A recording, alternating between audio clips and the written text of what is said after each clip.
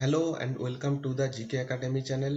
আমি সর্বজিৎ এবং GK academy চ্যানেলে আমরা মডার্ন হিস্ট্রির ওপরে summary of Spectrums a brief history of modern India অর্থাৎ brief history of modern India এই বইটার সামারি আলোচনা করছিলাম। এই বইটার ওপরে আমি ডিসকাস করছিলাম এবং এইটার উপরে বেস্ট করেই আমি মডার্ন হিস্ট্রি তোমাদেরকে পড়াচ্ছিলাম।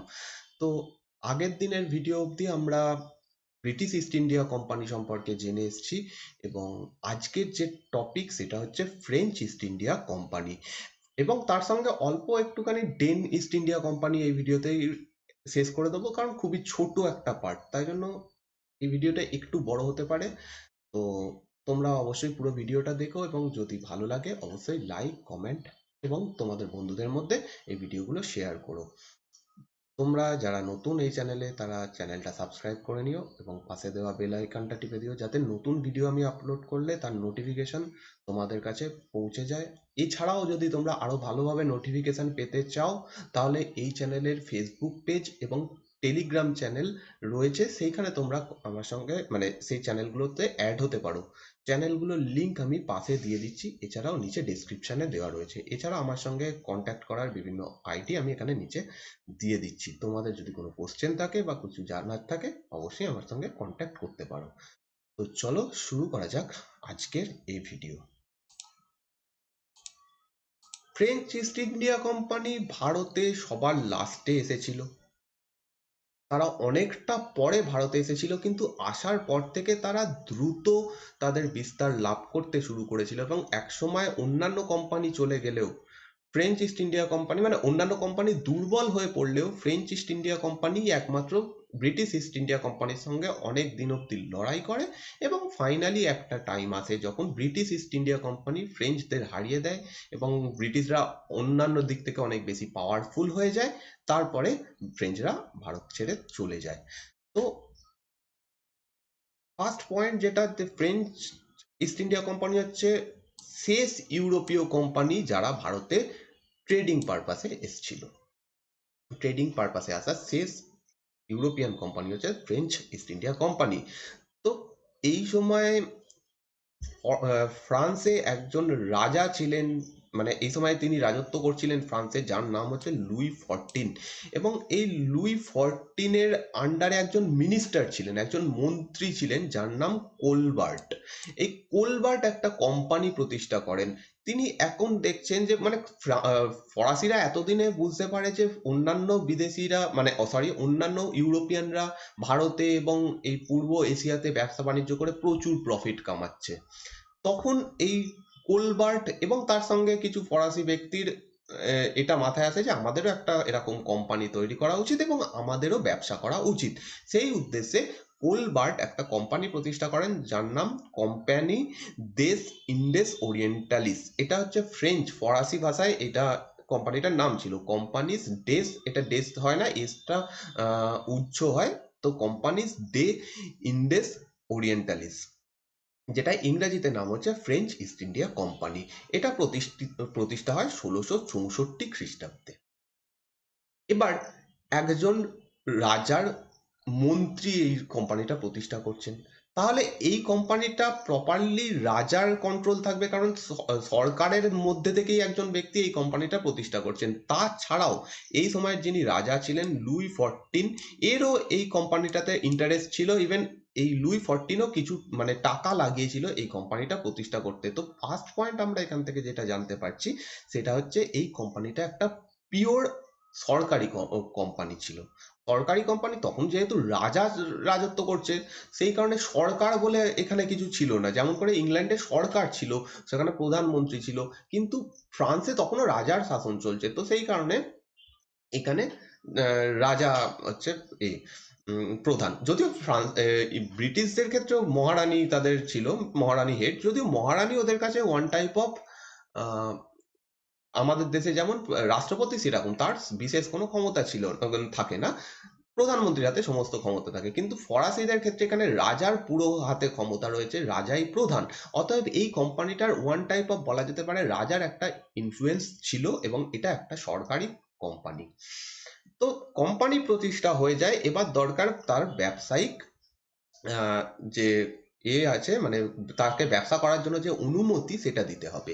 তো সেই হিসাবে রাজা এরকম অনুমতিও দিয়ে দেয় যে 50 বছরের জন্য মনোপলি বিজনেস এরা করতে পারবে ভারত এবং ওই দিকগুলোতে যে সমস্ত দেশগুলো রয়েছে সেই সমস্ত জায়গাতে, অর্থাৎ প্রশান্ত মহাসাগরে এবং ভারত মহাসাগরে যে সমস্ত দেশগুলো রয়েছে তাদের সঙ্গে তারা 50 বছরের ব্যবসা করতে পারবে, মানে 50 বছর মনোপলি ব্যবসা করতে পারবে। এবং আগের দিন আমরা দেখেছিলাম যে মনোপলি বিজনেস মানে কি, এই কোম্পানিটা ছাড়া অন্য কোনো কোম্পানি এখন এই সময়ের মধ্যে, এই 50 বছরের মধ্যে এই জায়গাতে ব্যবসা বাণিজ্য করতে পারবে না, কোনো ব্যবসা বাণিজ্য করতে পারবে না, এটাই হচ্ছে মনোপলি। তো এই কোম্পানিটা এখানে মনোপলি পেয়ে যায়। এইবার তারা পুরো উদ্যমে বেরিয়ে পড়ে। ফ্রেঞ্চ রাজার হাতে, ফরাসি রাজার হাতে এই সময় কিছু জায়গা ছিল, তারা বিভিন্ন যুদ্ধে বা বিভিন্ন ভাবে জয় করেছিল। সেরকম কিছু জায়গা এই কোম্পানিটাকে দিয়েও দেওয়া হয় যে তোমরা তোমাদের ইচ্ছে মতো এই জায়গাগুলো কাজে লাগাতে পারো। তার মধ্যে একটা হচ্ছে মাদাগাস্কার। এই ম্যাডাগাস্কার একটা দ্বীপ সমূহ, আজকে একটা দেশ। তো এই দ্বীপগুলো তাদের হাতে ছিল, রাজার হাতে ছিল, সেইগুলোকে তারা এই কোম্পানির হাতে তুলে দেয়। 1667-এ ফ্র্যাঙ্কোস ক্যারন বলে একজন ব্যক্তি ভারতে আসে, এবং ভারতে আসার তার উদ্দেশ্য হচ্ছে ব্যবসায়িক অনুমতিপত্র জোগাড় করা। 1667 এই সময় তার 1667-এ ফ্র্যাঙ্কোস ক্যারন ভারতে আসে এবং সে কিছু ব্যবসায়িক সুযোগ সুবিধা লাভ করে এবং তারা একটা সুরাটে ফ্যাক্টরি তৈরি করতে পারে। তো ফরাসিদের প্রথম কুঠি, বাণিজ্য কুঠি তৈরি হয় সুরাটে। এরপরে তাদের 1669-এ 2 বছর পর আরো একটা ফ্যাক্টরি তৈরি হয়, সেটা হচ্ছে মাসুলিপট্টনমে। এবং এই মাসুলিপট্টনমের ফ্যাক্টরিটা তৈরি করার জন্য তারা গোলকুন্ডার যিনি সুলতান ছিলেন তার কাছ থেকে পারমিশন নিয়েছিলেন। এবার দুটো ফ্যাক্টরি তৈরি হয়ে যাচ্ছে। আমরা প্রথম থেকে দেখে আসছি মেনলি এই সময়ের কোম্পানিগুলোর মেন লক্ষ্য থাকতো পশ্চিম উপকূল বা দক্ষিণ দিকে, দাক্ষিণাত্য। প্রপার উত্তর ভারতে এই সময় বেশি কোম্পানি বা এরকম প্রতিষ্ঠা হতো না। এর কারণ দক্ষিণ ভারত সবসময় সমুদ্রের কাছে অবস্থিত। মানে আজও দক্ষিণ ভারতের দিকে দেখলে দেখবো যে অধিকাংশ জায়গাগুলো সমুদ্রের উপকূলে অবস্থিত বা সমুদ্র থেকে খুব কাছে অবস্থিত। এবং এই সময়ের ব্যবসা বাণিজ্য যেহেতু মানে পুরোটাই প্রায় এর মাধ্যমে হতো, জলপথে হতো, সেই জন্য পশ্চিম উপকূল এবং দক্ষিণ ভারত এই সময় টার্গেট ছিল। এবং সুরাট এবং মাসুলিপট্টনম প্রত্যেকেরই টার্গেট ছিল যে এই জায়গাতে আমরা একটা করে কুঠি বানাবো। তো যাই হোক, প্রথম ফ্যাক্টরি তৈরি হয়ে যায় সুরাটে এবং দ্বিতীয় ফ্যাক্টরি তৈরি হয়ে যায় মাসুলিপট্টনমে। এরপরে 1673 খ্রিস্টাব্দে একটা ইম্পর্টেন্ট ঘটনা ঘটে, যখন বাংলার এই সময় সুবাদার শায়েস্তা খাঁ ছিল। শায়েস্তা খাঁ হচ্ছে মুঘলদের আন্ডারে সুবাদার, আগের দিন সুবাদারের কনসেপ্টটা বুঝিয়ে এসেছি।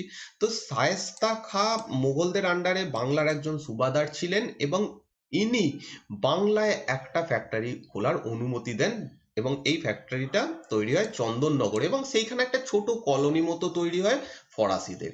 এবার এতদিনে ইংরেজরা বাংলায় চলে এসছে, ফরাসিরাও বাংলায় চলে এসছে এবং বাংলা সুবা এই সময় সব থেকে ধনী সুবা ছিল, যে কারণে এইখানে ব্যবসা বাণিজ্য প্রচুর পরিমাণে হতো, এখান থেকে প্রচুর প্রফিট কামানো যেত, তাই প্রত্যেকেই বাংলাকে টার্গেট করতো। তো এই সময় এসে ফরাসিরাও বাংলাতে ঢুকে পড়ে। এরপরে হচ্ছে পন্ডিচেরি।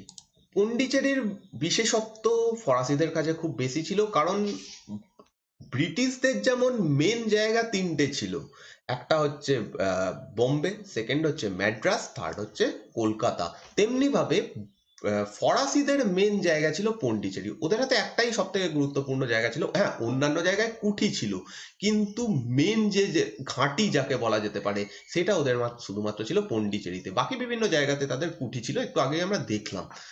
তো এই সময় ভালিকোন্ডাপুরম বলে একটা জায়গা রয়েছে, যে জায়গাটা অ্যাকচুয়ালি বিজাপুরের সুলতানের আন্ডারে পড়ছে। বিজাপুর দক্ষিণ ভারতে, মানে বাহমানি সাম্রাজ্য ভেঙে গিয়ে একটা আলাদা স্টেট হয়েছিল বিজাপুর, তার আন্ডারে একটা জায়গা ছিল ভালিকোন্ডাপুরম এবং এই জায়গাকার গভর্নর ছিলেন শের খাঁ লোদি। শের খাঁ লোদি ফ্র্যাঙ্কোস মার্টিনকে একটা জায়গা দেয় যে সেখানে তোমরা একটা কুঠি বানাতে পারো, সেখানে তোমরা একটা কলোনি বানাতে পারো, এবং যে জায়গাটা দেওয়া হয় সেই জায়গাটা হচ্ছে পন্ডিচেরি। এই ঘটনাটা হচ্ছে 1674 খ্রিস্টাব্দে, অর্থাৎ 1673 খ্রিস্টাব্দে তারা জায়গা পায়, এবং 1674 খ্রিস্টাব্দে তারা একটা নতুন শহর তৈরি করে, যে শহরটার নাম পন্ডিচেরি বা আজকের পুডুচেরি। এবং এই ফ্র্যাঙ্কোস মার্টিন যে ব্যক্তি, ইনি হচ্ছেন এই সময় মাসুলিপট্টনমে যে ফ্যাক্টরিটা ছিল আহ, এদের ফরাসিদের, সেখানকার গভর্নর। ওকে, তো in 1674 Sher Khan Lodi, the governor of Valikondapuram under the Bijapur sultan, granted Francos Martin, the director of the Masulipatanam factory, a site for a settlement. Pondicherry was founded in 1674. In the same year, Francos Martin replaced Caron as the French governor. এবং যখনই এত ভালো একটা কাজ করে বসে ফ্র্যাঙ্কোস Martin, সে সামান্য একজন মাসুলিপট্টনমের যে ফ্যাক্টরিটা ছিল তার একজন গভর্নর ছিল। সেইখান থেকে এবার সে পুরো ভারতে ফরাসিদের হেড হয়ে যায়। ফ্র্যাঙ্কোস মার্টিনকে ফ্রেঞ্চদের গভর্নর বানানো হয় ভারতে। এতদিন পর্যন্ত যিনি গভর্নর ছিলেন ভারতে, তার নাম ক্যারন। একে রিপ্লেস করে ফ্র্যাঙ্কোস মার্টিন এবার গভর্নর হয়ে যায়। এবং ফ্র্যাঙ্কোস মার্টিন একজন খুব যোগ্য ব্যক্তি ছিলেন, ফরাসিদের জন্য তিনি বহু ভালো ভালো কাজ করেছেন। তার মধ্যে একটা অবশ্যই এই পন্ডিচেরি যে জায়গাটা, সেটাকে প্রপার যে শহর তৈরি করা, এখানে কুটি বানানো এবং এটাকে ফরাসিদের ঘাঁটি বানিয়ে দেওয়া, এই কাজটা একা নিজের দায়িত্বে ফ্র্যাঙ্কোস মার্টিন করেছিল। এবং এরপর থেকে ফরাসিদের যে উত্থান, সেটা প্রচন্ড ভাবে বেড়ে যায়, যদিও আবার প্রবলেম আসবে মাঝে, আবার উত্থান হবে, এইভাবে চলবে। যাই হোক, ফ্র্যাঙ্কোস মার্টিন খুব গুরুত্বপূর্ণ একজন ব্যক্তি, তাই জন্য এনার নামটা একটু মনে রাখতে হবে, এরপরেও আবার ফ্র্যাঙ্কোস মার্টিনকে পাবো।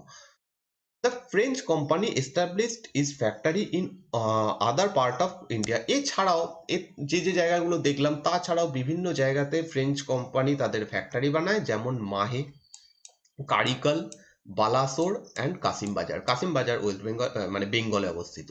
ও কাসিম বাজার, এই সমস্ত জায়গাতে তারা ফ্যাক্টরি বানায়। এবার যেটা বলছিলাম, ফ্র্যাঙ্কোস মার্টিন 1674 খ্রিস্টাব্দ থেকে পন্ডিচেরির দায়িত্ব নেয়, প্লাস সে এবার থেকে পুরো ফরাসিদের গভর্নর হয়ে যায়। এবং ফ্র্যাঙ্কোস মার্টিন এই সময় থেকে পন্ডিচেরিকে পুরো ঢেলে সাজায়, এবং পন্ডিচেরি একটা প্রপার শহরে পরিণত হয়, খুব বড় একটা শহরে, বাণিজ্য ঘাঁটিতে পরিণত হয়, এবং এটা ফাইনালি ফ্রেঞ্চদের হেডকোয়ার্টারে পরিণত হয়।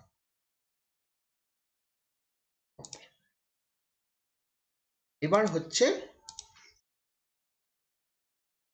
ফ্রেঞ্চ ইস্ট ইন্ডিয়া কোম্পানির কি কি প্রবলেম এসেছিল। এতক্ষণ অব্দি আমরা ফ্রেঞ্চ ইস্ট ইন্ডিয়া কোম্পানির উত্থান দেখলাম, কিন্তু তার মাঝে মাঝেও প্রচুরবার ফ্রেঞ্চদের বিভিন্ন প্রবলেম ফেস করতে হয়েছে। প্রথম প্রবলেমটা আসে ডাচদের সঙ্গে। ডাচ এবং ফ্রেঞ্চদের মধ্যে এই সময় একটা বিরোধিতা শুরু হয়, কারণ স্বাভাবিক ঘটনা, দুজনেই প্রফিট করতে চাইছে, দুজনেরই উদ্দেশ্য এক, এখান থেকে জিনিসপত্র নিয়ে পাঠিয়ে দেওয়া হবে ইউরোপে, দুজনেই তাই করছে। এবং একজন যদি অপরজনকে ছেড়ে দেয়, তাহলে যে ছেড়ে দিচ্ছে তার প্রফিট কমে যাচ্ছে, নতুন যে এসছে সে তো একটু একটু করে গ্রো করার চেষ্টা করছে, তার কাছে প্রফিটটা বড় কথা নয়, সে এখন আগে গ্রো করছে। কিন্তু ডাচরা আগে থেকে আছে, তাদের প্রফিটের পরিমাণ শেয়ার কমে যাচ্ছে, এবং সেই কারণে ডাচদের সঙ্গে ফ্রেঞ্চদের একটা দ্বন্দ্ব এই সময় শুরু হয়। The French position in India was badly affected with the outbreak of war between the Dutch and French. এবং এই সময় ডাচদের সঙ্গে ব্রিটিশদের একটা চুক্তি হয়েছিল।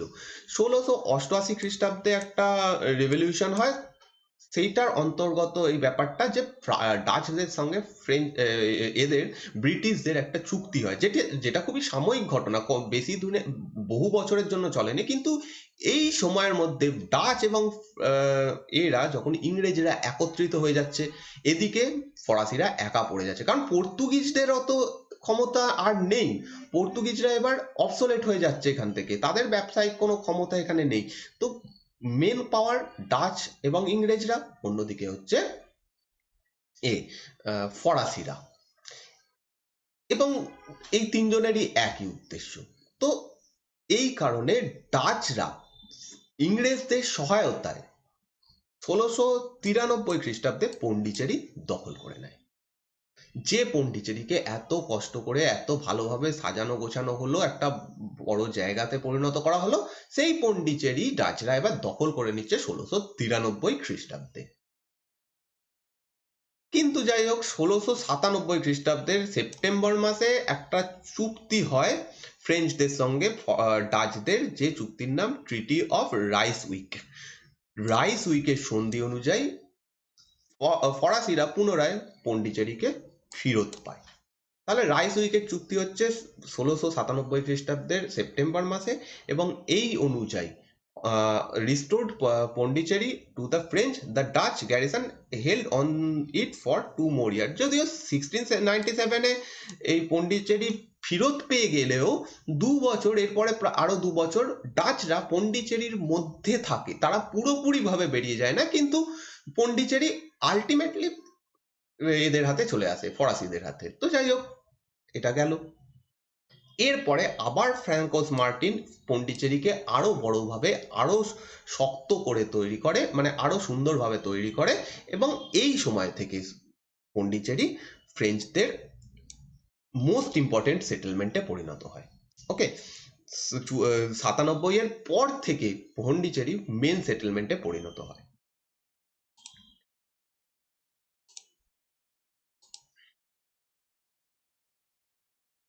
এর পরের ঘটনা, আবার ফ্রেঞ্চদের একটা সমস্যার মুখে পড়তে হয়, যখন ইউরোপে সমস্ত ইউরোপীয় যে সমস্ত দেশগুলো ছিল তারা একে অপরের বিরুদ্ধে লড়াইতে দাঁড়িয়ে যায়, এবং এই লড়াইয়ের মেন কারণ হচ্ছে স্প্যানিশ সাকসেশন, স্প্যানিশ ওয়ার, মানে ওয়ার অফ স্প্যানিশ সাকসেশন। এর অর্থ হচ্ছে স্পেনে পরবর্তী রাজা কে হবে এইটাকে নির্ণয় করার জন্য, বা এটা ডিসাইড করার জন্য ইউরোপ পুরো দুটো ভাগে বিভক্ত হয়ে যায়।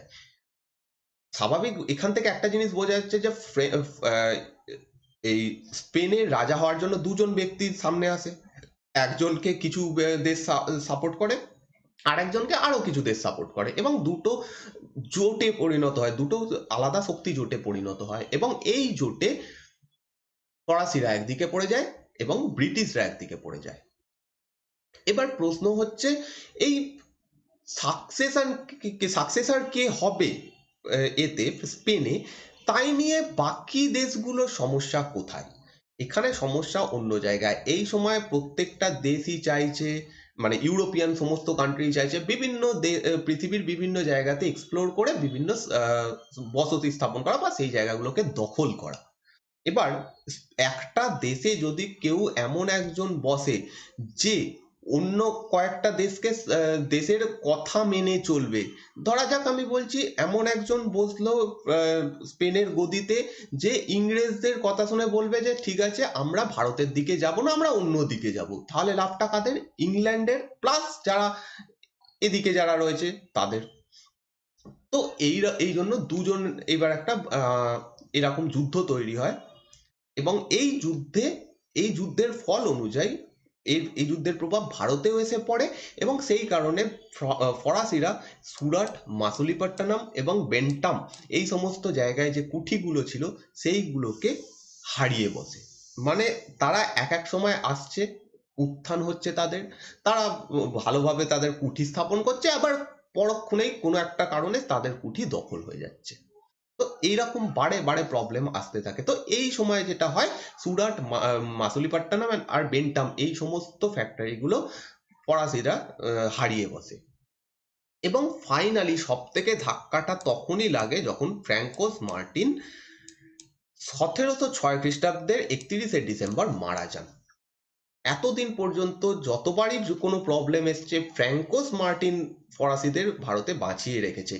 ফ্র্যাঙ্কোস মার্টিন বারে বারে ফরাসিদের নতুন করে শক্তিশালী করেছে, কিন্তু 1706 খ্রিস্টাব্দে 31শে ডিসেম্বর ফ্র্যাঙ্কোস মার্টিন মারা যায়, এবং এর ফলে ফরাসিরা আবার একটু প্রবলেমের মধ্যে পড়ে যায়। এবং সালটা খুব ইম্পর্টেন্ট, দেখো 1706, ঠিক এর 1 বছর পরে, আর 1 বছরও বলা যাবে না, কারণ ডিসেম্বর 31, 1706 মারা যায়, আর 1707-এ ঔরঙ্গজেব মারা যায়। আর ঔরঙ্গজেব মারা যাওয়ার পর থেকে ব্রিটিশদের ব্যাপক সুবিধা হয়। তারা ব্যাপক সুযোগ সুবিধা লাভ করতে থাকে বাকি যে সমস্ত মুঘল বাদশারা এর পরবর্তীকালে শাসন করতে আসবে তাদের দ্বারা। এবং তারা যেহেতু উইক হয়ে পড়ে, মুঘলরা যেহেতু এরপর থেকে উইক, দুর্বল হয়ে পড়ে, এর পরের চ্যাপ্টারই আমাদের রয়েছে, এরপরের যতদূর সম্ভব এর পরের চ্যাপ্টার যে পরবর্তী মুঘল কারা শাসন মানে শাসক হয়েছিল তাদের সম্পর্কে, সেখানেই দেখবো যে মুঘলরা যত দুর্বল হয়েছে তত বেশি ব্রিটিশরা ইন্ডিয়াতে জায়গা দখল করা, তত বেশি ব্রিটিশরা এই ভারতের পলিটিক্যাল যে ম্যাটারে অংশগ্রহণ করতে শুরু করেছে। কে কোন অঞ্চলের রাজা হবে, কার সঙ্গে কি চুক্তি করবে, কে কার সঙ্গে যুদ্ধ করবে, এই সমস্ত জিনিসগুলোতে ব্রিটিশরা ব্যাপকভাবে অংশগ্রহণ করতে শুরু করে।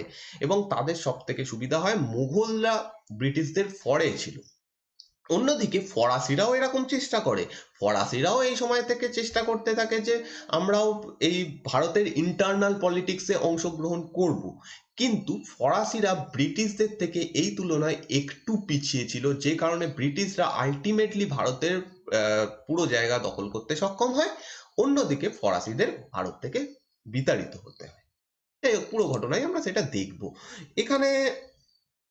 সরি, একটা ম্যাপ, সেই সেম ম্যাপ, একটাই ম্যাপ আমি 3 দিন ধরে ইউজ করে চলেছি। এই ম্যাপের মধ্যেও দেখানো হয়েছে কোথায় কোথায় ফরাসিদের যে গুরুত্বপূর্ণ এগুলো ছিল কুঠিগুলো, সেইগুলো এখানে চন্দননগর বাংলাতে, এখানে ইয়ামেন, এই জায়গাতে যদি দেখতে পারি পন্ডিচেরি, সব থেকে গুরুত্বপূর্ণ জায়গা পন্ডিচেরি ছিল সেই সময় এদের। এর নিচেই হচ্ছে কারিকল, শ্রীলঙ্কার দিকে যাচ্ছি না, এদিকে হচ্ছে মাহে, এই সমস্ত জায়গাগুলোতে মেন মেন ফ্যাক্টরিগুলো ছিল। আচ্ছা, যাই হোক, 1720 খ্রিস্টাব্দে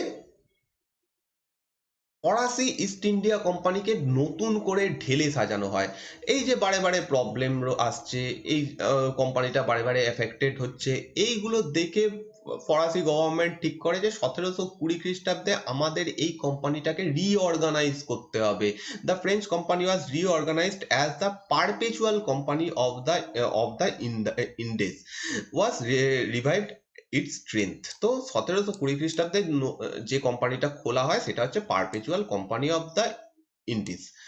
এবার অবশ্যই মনে রাখবে, এইটা কিন্তু নতুন কোনো কোম্পানি নয়, পুরনো যে কোম্পানিটা ছিল ফ্রেঞ্চ ইস্ট ইন্ডিয়া কোম্পানি, সেটারই একটা নতুন রূপ, নতুন নাম, আর কিছুই নয়। তো এটা এখানে প্রতিষ্ঠা হয় এবং এরপর থেকে এবার ফরাসিরা বেশ ব্যাপকভাবে ভারতের ইন্টারনাল পলিটিক্সে অংশগ্রহণ করতে শুরু করে। আমাদের আজকের যে মেন টপিক, যেটা খুব গুরুত্বপূর্ণ, সেটা হচ্ছে কর্ণাটকের যুদ্ধ, কার্নেটিক ওয়ার, এবং ইংরেজ এবং ফরাসিদের মধ্যে যে দ্বন্দ্ব। ভারতের ইতিহাসের এই সময়টা খুব ইম্পর্টেন্ট একটা সময়, কারণ এই সময়তেই ঠিক হয়ে যায় যে ভারতের রাজা বা ভারতের শাসক এর পরবর্তীকালে কে হবে। এইখানেই ঠিক হয়ে যায় যে পরবর্তী শাসক ইংরেজরা হবে এবং এইখানে ফরাসিদের কোনো চান্স নেই। তো এই জায়গাটা খুব ইম্পর্টেন্ট। তো প্রথমে ফরাসিরা হোক বা ব্রিটিশরা হোক বা অন্যান্য যে কোনো কোম্পানি ভারতে এসেছিল শুধুমাত্র ব্যবসায়িক কারণে। তাদের কোনো উদ্দেশ্য ছিল না তারা ভারতের শাসন করবে, তাদের কোনো উদ্দেশ্য ছিল না তারা ভারতে কোনো জায়গা দখল করবে। কিন্তু ধীরে ধীরে এমন পলিটিক্যাল অবস্থা ভারতের হয়ে যায়, সেখানে তারা জড়িয়ে পড়ে এই ঘটনার মধ্যে এবং তারা বুঝতে পারে আমাদের ক্ষমতা রয়েছে যে আমরা এখানে শাসন করতে পারি। এর পিছনে বিভিন্ন কারণ রয়েছে এবং সব থেকে বড় কারণ হচ্ছে ভারতের যে ইন্টারনাল অ্যাডমিনিস্ট্রেশন, অর্থাৎ মুঘল সাম্রাজ্য, এটাই এই সময় দুর্বল হয়ে পড়ে। এই সময় সব থেকে পাওয়ারফুল যারা ছিল সেটা হচ্ছে মারাঠারা। তারা কোনোদিন চেষ্টাই করেনি যে পুরো ভারতে তারা শাসন করবে, তারা কোনোদিন চেষ্টা করেনি যে তারা ব্রিটিশদের এখান থেকে সরাবে। অনেক পরে তারা চেষ্টা করে, প্রথমে যখন তাদের ক্ষমতা একদম পিকে ছিল তারা কিন্তু তখন চেষ্টা করেনি ব্রিটিশদের এইখান থেকে সরাবে বা অন্যান্য কোম্পানিকে এখান থেকে সরাবে, বরঞ্চ তারা ব্রিটিশদের যখন মানে টিপু সুলতানকে যখন এরা অ্যাটাক করছে ব্রিটিশরা, তখন মারাঠারা এসে অ্যাটাক করে দিয়েছে, মানে ইন্টারনাল অনেক প্রবলেম ছিল। তো প্রথমের দিকে ব্রিটিশরা কখন বা ফ্রেঞ্চরা কোনোদিনই চেষ্টা করেনি যে তারা এখানে পলিটিক্যাল পাওয়ার নেবে, কিন্তু পরবর্তীকালে তারা এইরকম এতে ঢুকে পড়ে, তারা ভারতের পলিটিক্সের মধ্যে গভীরভাবে ঢুকে পড়ে। The Anglo-French rivalry in India reflected the traditional rivalry of England and France throughout their histories, এবং আমাদের এখানে ইংরেজ এবং ফ্রান্সের মধ্যে যে লড়াইটা হয় সেটা কিন্তু শুরু ভারতের কোনো কারণ নিয়ে নয়, অর্থাৎ ভারতে কোনো জায়গা এরা দখল করেছে তাদের বিরুদ্ধে ওরা লড়াই করেছে এই ঘটনার জন্য কিন্তু শুরু হয়নি। সূত্রপাত হয়েছিল অস্ট্রিয়ান ওয়ার অফ সাকসেশন থেকে, অর্থাৎ অস্ট্রিয়া এবার কে রাজা হবে সেই নিয়ে যুদ্ধ হয়, এবং সেইখান থেকে যেহেতু দুটো পক্ষরই রিপ্রেজেন্টেটিভ ভারতে রয়েছে, সেই কারণে ভারতে মেন যুদ্ধটা শুরু হয়। অর্থাৎ অস্ট্রেলিয়ান ওয়ার অফ সাকসেশন বা অস্ট্রেলিয়ান নয়, অস্ট্রিয়া বলে যে দেশটা রয়েছে ইউরোপে, তাদের এবার রাজা কে হবে সেইটা ঠিক করার একটা সময় আসে। অস্ট্রিয়াতেও সেরকম দুজন বা এরকম দুজন উঠে আসে যাদের মধ্যে একজন রাজা হওয়ার কথা, এবং পুরো ইউরোপ দুটো ভাগে ভাগ হয়ে যায়। একদিকের ভাগে ফরাসিরা পড়ে যায়, একদিকের ভাগে ব্রিটিশরা পড়ে যায়। এবার এই কারণে ইউরোপে যুদ্ধ শুরু হয়ে যায়, কে অস্ট্রিয়ার সিংহাসন লাভ করবে এই নিয়ে যুদ্ধ শুরু হয়ে যায়, এবং এই যুদ্ধেরই প্রভাব এসে পড়ে ভারতে। যেহেতু ভারতে ব্রিটিশরাও রয়েছে, ব্রিটিশদেরও সৈন্য রয়েছে, ব্রিটিশ মানুষজন রয়েছে, যেহেতু ভারতে এই সময় ফরাসিরাও রয়েছে, যেহেতু তাদের যুদ্ধ অলরেডি, তাদের দেশ অলরেডি এতে ইউরোপে লড়াই করছে, সেই কারণে এরা এখানে লড়াই করতে শুরু করে। তাদের কিন্তু কোনো জায়গা দখল নিয়ে কোনো লড়াই হয়নি এখানে প্রথমে, পরে হবে।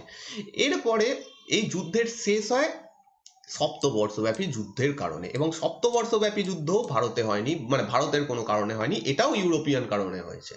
তো তাহলে অ্যাংলো ফ্রেঞ্চ রাইভেলারি ইন্ডিয়াতে শুরু হয় অস্ট্রিয়ান ওয়ার অফ সাকসেশন দিয়ে, এবং শেষ হয় সপ্তবর্ষব্যাপী যুদ্ধ বা 7 ইয়ার্স ওয়ার এর মাধ্যমে। ভারতে এই যুদ্ধগুলোর যা প্রভাব পড়েছিল, ভারতে ইউরোপে যে যুদ্ধগুলো হচ্ছিল তার প্রভাব যেভাবে পড়েছিল, সেইটারই ফল হচ্ছে এই কার্নেটিক ওয়ার বা কর্ণাটকের যুদ্ধ, যেটা আমরা একটু পরে পড়বো। এবং এই কর্ণাটকের যুদ্ধ ঠিক করে দেয় যে ভারতে অ্যাকচুয়ালি শাসন কে করবে, ব্রিটিশরা নাকি ফরাসিরা।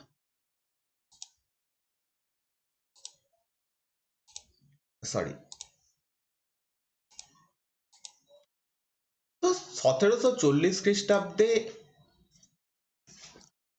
এই সময় আমাদের দক্ষিণ ভারতের রাজনৈতিক অবস্থা কি ছিল তার একটা ওভারভিউ আমাদের জানতে হবে, কারণ মেনলি এই যুদ্ধটা হয়েছিল কর্ণাটকে, কর্ণাটক পড়ে যাচ্ছে সাউথ ইন্ডিয়াতে। তো আমাদের এই সময়কার সাউথ ইন্ডিয়ার পলিটিক্যাল সিচুয়েশন কি ছিল সেটা খুব ভালোভাবে জানতে হবে। তো এই সময় যদি আমরা সাউথ ইন্ডিয়ার দিকে দেখি, তখন দেখতে পাবো যে হায়দ্রাবাদ বলে একটা সেপারেট স্টেট তৈরি হয়ে গেছে, যেখানে নিজাম আসফ ঝা শাসন করছে।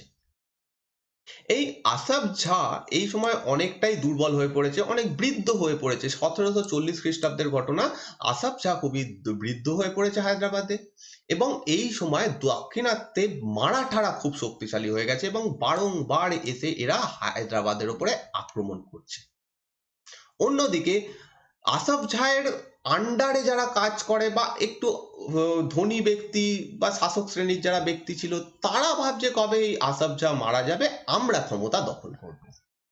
অতএব হায়দ্রাবাদ বলে যে স্টেটটা এই সময় রয়েছে, সেই রাজ্যটা, এখন হায়দ্রাবাদ একটা শহর, তখন কিন্তু হায়দ্রাবাদ একটা অনেক বড় জায়গা নিয়েছিল, তখন একটা রাজ্য ছিল। সেই হায়দ্রাবাদ রাজ্য একটা রাজনৈতিক অস্থিরতা চলছে, বারে বারে মারাঠাদের আক্রমণ, অন্যদিকে এই আসফ জা দুর্বল হয়ে পড়েছে, এবং অন্যদিকে অনেকে চাইছে যে আসফ জা মারা যাক, সেই জায়গাতে আমরা শাসন করব। অন্যদিকে হায়দ্রাবাদ বাদ দিয়ে এইখানে যে অন্য ছোট ছোট রাজ্যগুলো ছিল তাদের মধ্যে একটা হয়েছে করমণ্ডল উপকূল, এইখানে একটা আলাদা রাজ্য ছিল। অন্যদিকে আরো দক্ষিণে যদি যাই দেখবো সেখানে বিজয়নগর এম্পায়ার ছিল, কিন্তু বিজয়নগর এম্পায়ার এতদিনে পুরোপুরি দুর্বল হয়ে পড়েছে, তাদের আর আগের মতো ক্ষমতা নেই। করমণ্ডল উপকূলে যে রাজ্যটা রয়েছে তাদেরও খুব বেশি শক্তি নেই, ছোট্ট একটা রাজ্য। বিজয়নগর দুর্বল হয়ে পড়েছে, তাদের ক্ষমতা নেই। অন্যান্য যে সমস্ত রাজ্যগুলো ছিল সেটা হচ্ছে মাইসোর, কোচিন, ত্রিবাঙ্কুর, এগুলো খুবই ছোট ছোট রাজ্য, এদের ক্ষমতা সেরকম নেই। আর অন্যদিকে মাদুরা, তাঞ্জোর, তিরুচিরাপল্লী, তো দক্ষিণ ভারতে যে সমস্ত রাজ্যগুলো এই সময় রয়েছে তাদের মধ্যে দক্ষিণ ভারত আর দাক্ষিণাত্য মিলিয়ে যদি এই সময় সব থেকে শক্তিশালী যদি কেউ থাকে সেটা হচ্ছে মারাঠারা। আর বাকি যারা রয়েছে তারা সকলেই নয় ছোট ছোট রাজ্য, আর নয় খুবই দুর্বল, যেমন হায়দ্রাবাদ স্টেটটা বড় হলেও তারা দুর্বল। এই সমস্ত রাজ্যগুলো খুবই ছোট ছোট রাজ্য। এই হচ্ছে 1740 খ্রিস্টাব্দ নাগাদ ভারতের, দক্ষিণ ভারতের পলিটিক্যাল সিচুয়েশন। তো এই সিচুয়েশনে দুটো কোম্পানি যারা বারে বারে চেষ্টা করছে নিজেদের ক্ষমতা বৃদ্ধি করার দক্ষিণ ভারতে, তারা অবশ্যম্ভাবী যে এই দক্ষিণ ভারতের রাজনীতিতে অংশগ্রহণ করবে, এবং সেইটাই হয়, এবং তার ফলেই শুরু হয়ে যায় কর্ণাটকের যুদ্ধ। তো কর্ণাটকের যুদ্ধ বা কার্নেটিক ওয়ার অ্যাকচুয়ালি তিনখানা হয়েছিল। তো প্রথম কর্ণাটকের যুদ্ধ বা ফার্স্ট কার্নেটিক ওয়ার, এটা হয়েছিল 1740 থেকে 1748 খ্রিস্টাব্দের মধ্যে। আচ্ছা, এই যুদ্ধের ব্যাকগ্রাউন্ড কি ছিল, মানে কেন এই যুদ্ধটা হয়েছিল, এর পিছনে তো কোনো কারণ থাকবে, হঠাৎ করে যুদ্ধ হবে না। সেইটা আমরা দেখব। একটু আগে বললাম যে এই ব্রিটিশ এবং ফরাসিদের মধ্যে ভারতে যুদ্ধের সূত্রপাত হয়েছিল অস্ট্রিয়ায় পরবর্তী কে রাজা হবে সেই নিয়ে, এবং এর মাধ্যমেই ফার্স্ট কর্নেটিক ওয়ারটা শুরু হয়। কার্নেটিক ওয়ার, তার আগে অবশ্যই জানতে হবে যে এই কার্নেটিক বা কর্ণাটক বলে যে জায়গাটা, এইটার নামটা কোত্থেকে আসছে। অ্যাকচুয়ালি এই জায়গাতে কোনো কর্ণাটক বলে রাজ্যই ছিল না। আমরা আজকে যে কর্ণাটক রাজ্য দেখছি সেটা, সেই নামটা অ্যাকচুয়ালি অনেকদিন পরে হয়েছে। এই সময় থেকে 1740 নাগাদ বা তার আগে থেকে বিদেশিরা এই নামটা দিয়েছিল কর্ণাটক বা কার্নেটিক, এরা নাম দিয়েছিল, সেখান থেকে আমরা কর্ণাটক বানিয়েছি। তো Carnatic was the name given by the European through the Coromandel coast. Coromandel উপকূল, ভারতের যে করমন্ডল উপকূল রয়েছে ওই জায়গাটার নাম ইউরোপিয়ানরা দিয়েছিল Carnatic. The first Carnatic War was an extension of the Anglo-French War in Europe, which was caused by the Australian War of Succession। অর্থাৎ ইউরোপে যে যুদ্ধটা হচ্ছে তারই একটা প্রভাব আমাদের দেশে পড়েছিল প্রথম কর্ণাটকের যুদ্ধের মাধ্যমে। এই সম্পর্কে অনেকটা কথা হলো, তাই আর এক্সট্রা আর কিছু বলার নেই, আগেই বলে এলাম। এবার হচ্ছে, এ তো গেল, প্রভাব তো পড়ে গেল। অস্ট্রেলিয়ান ওয়ার হচ্ছে, সরি বারে বারে অস্ট্রেলিয়া বলছি, অস্ট্রিয়ান অস্ট্রিয়ান ওয়ার, অস্ট্রিয়ান ওয়ারের কারণে প্রভাব, মানে একটা প্রভাব ভারতে পড়ছে। কিন্তু যুদ্ধটা কোনো কারণে শুরু হতে হবে, দুজনের মধ্যে একটা দ্বন্দ্ব চলছে। সেই দ্বন্দ্বটাতে ফাইনাল আঘাত যেটা করে সেটা হচ্ছে এই সময় ইংল্যান্ডের একজন কর্মচারী ছিলেন বা নেভি অফিসার ছিলেন যার নাম বার্নেট। এই বার্নেট ফরাসিদের কিছু জাহাজ দখল করে নেয়, এবং যখনই এটা হয় এদিকে চলছে দুটো দেশের মধ্যে যুদ্ধ, অতএব একে অপরের শত্রু। শত্রু একটা মানে ফরাসিদের জাহাজ দখল করে নিয়েছে, ফরাসিরা তার দেবেই, রিয়াকশন দেবেই, তার ফলে যুদ্ধ শুরু হয়। তো এই ঘটনা যখনই হয়, বার্নেট যখনই এই ফরাসি কয়েকটা জাহাজ দখল করে নেয়, তখন ফরাসিরা 1746 খ্রিস্টাব্দে ম্যাড্রাসে, ম্যাড্রাস জায়গাটা দখল করে নেয়, এবং এই ম্যাড্রাস জায়গাটা এতদিন অবধি কার ছিল? ব্রিটিশদের। ব্রিটিশদের একটা প্রধান ঘাঁটি ছিল, সেই জায়গাটা ফরাসিরা দখল করে নেয়। এবং এই জায়গাটা দখল করতে ফরাসিদের সাহায্য করেছিল মরিশাসের যে গভর্নর, সে মরিশাসে ফরাসিদেরই ছিল, অধিকার ছিল মরিশাস, এবং সেখানকার একজন গভর্নর তা, যার নাম হচ্ছে বুর্ডোনেনিস। ফরাসি নামগুলো একটু গন্ডগোল হয়, মানে একটু প্রবলেমেটিক হয়, কিন্তু নামগুলো একটু ইম্পর্টেন্ট, এগুলো একটু মনে রাখতে হবে। বুর্ডোনেনিস হচ্ছে মরিশাসের গভর্নর ছিলেন। তিনি এসে সাহায্য করেন ভারতের যারা ফরাসি রয়েছে তাদেরকে, এবং এরা একসাথে মিলে ম্যাড্রাস দখল করে নেয়। তো যখনই ম্যাড্রাস দখল করে, এটা কবে হচ্ছে 1746 খ্রিস্টাব্দে, এবং এর মাধ্যমে ফার্স্ট কর্ণাটিক ওয়ার শুরু হয়ে যাচ্ছে। যদিও এখানে সালটা দেওয়া রয়েছে 1740 থেকে 48, এর কারণ হচ্ছে তার আগে থেকে যুদ্ধের যে আবহাওয়াটা সেটা তৈরি হয়ে গেছিল, কারণ সব এই অস্ট্রিয়ান ওয়ার অফ সাকসেশন শুরু হয়ে গেছিল, সেই কারণে 1740 থেকে অ্যাকচুয়ালি যুদ্ধের আবহাওয়াটা তৈরি হয়, কিন্তু ফাইনাল এফেক্ট, ফাইনাল যে পেরেক সেটা পোতা হয় এই সময় এসে 1746 খ্রিস্টাব্দে। এই ঘটনা ঘটায় প্রথম কর্ণাটকের যুদ্ধ হয়। এবার 1748 খ্রিস্টাব্দে প্রথম কর্ণাটকের যুদ্ধ শেষ হয়। এর পিছনে কারণ হচ্ছে ইউরোপে যে যুদ্ধটা চলছিল ফরাসি এবং ব্রিটিশদের মধ্যে, সেই যুদ্ধটায় একটা সন্ধি করা হয়। সেই সন্ধিটা খুব ইম্পর্টেন্ট সন্ধি, যেটা হচ্ছে ট্রিটি অফ এক্সিলা চ্যাপেল বা এক্সিলা স্যাপেল, দুটো নামই বলা হয়। যেহেতু ফরাসি উচ্চারণ, সেটাই ব্রিটিশ মানে মানে ইংরেজিতে উচ্চারণ কিছুটা অন্যরকম হবে। তো ট্রিটি অফ এক্সিলা স্যাপেল বা ইংরেজিতে হচ্ছে ট্রিটি অফ এক্সিলা চ্যাপেল, এই সন্ধিটা স্বাক্ষরিত হয় 1748 খ্রিস্টাব্দে, এবং এই সন্ধিটার মাধ্যমে অস্ট্রিয়ার যে সাকসেশন যুদ্ধটা চলছিল সেটাও বন্ধ হয়ে যায়, এবং সেই সাথে সাথে ভারতে যে যুদ্ধটা হচ্ছিল সেটাও বন্ধ হয়ে যায়। যেহেতু মেন তাদের যে কান্ট্রি গুলো তারাই সন্ধি করে নিয়েছে যে আমরা আর যুদ্ধ করব না, তাই জন্য ভারতে যারা তাদের রিপ্রেজেন্টেটিভ আছে তারাও যুদ্ধ বন্ধ করে দেয়, এবং এর মাধ্যমে ভারতে প্রথম কর্ণাটকের যুদ্ধ বন্ধ হয়। এবং এই সন্ধিটা অনুযায়ী, এই সন্ধির শর্ত অনুযায়ী বলা হয় যে এরা ব্রিটিশরা ইউরোপীয় এই ফরাসিদের যে জায়গাগুলো দখল করেছে সেগুলোকে ফেরত দেবে, আর ফরাসিরা ব্রিটিশদের যে জায়গাগুলোকে দখল করেছে সেগুলোকে ফেরত দেবে, এবং সেই মতো ঘটনা হয়। ফরাসিরা দখল করেছিল ম্যাড্রাস, সেটা দিয়ে দেয়, এবং ইংরেজরা নর্থ আমেরিকার কিছু জায়গা দখল করেছিল, সেইগুলো ফরাসিদের দিয়ে দেয়। তো প্রথম কর্ণাটকের যুদ্ধ শেষ হয় 1748 খ্রিস্টাব্দে, কিন্তু এটা খুবই ক্ষণস্থায়ী একটা ঘটনা, এরপরেই আবার সেকেন্ড যুদ্ধটা শুরু হয়ে যাবে। তো সরি,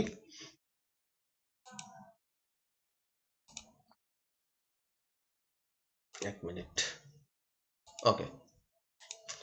তো এই যুদ্ধটার সিগনিফিকেন্স কি ছিল, কি হয়েছিল এই যুদ্ধে, মানে আমরা ইতিহাসের গুরুত্বপূর্ণ উপাদান কি আমাদের ভারতের জন্য।